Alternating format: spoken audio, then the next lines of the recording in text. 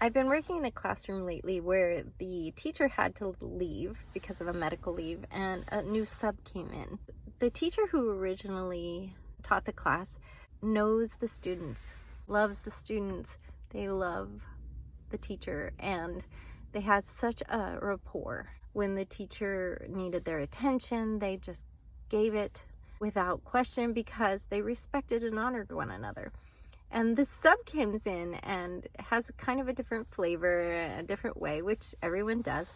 But the sub never really got to know these kids before becoming very adversarial and punishing towards them. In my young years, I thought of God this way. I thought of God as sort of my adversary, that God was looking at my behavior and constantly judging it, and I would bring these feelings onto myself like I'd done something wrong and like I was in trouble for something.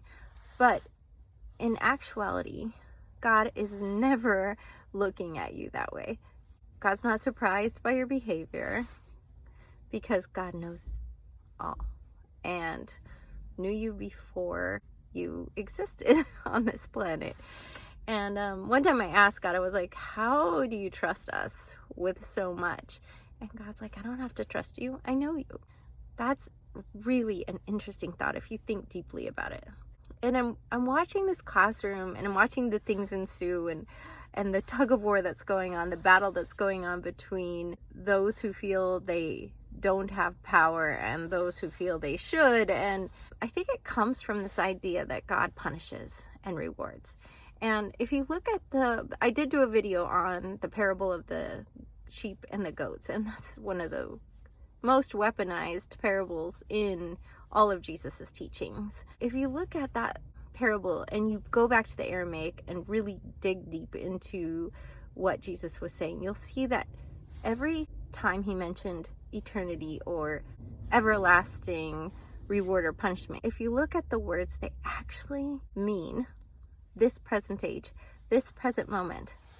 This moment leads to the next moment, leads to the next moment, leads to the next moment. And that's the everlasting part of what Jesus was trying to say.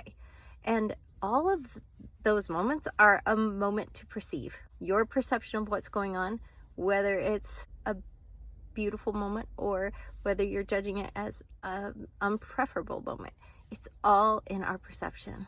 And it's interesting because if you think of the way people perceive things, the same thing can happen to 20 different people and they can have 20 different perceptions of it. So it really is about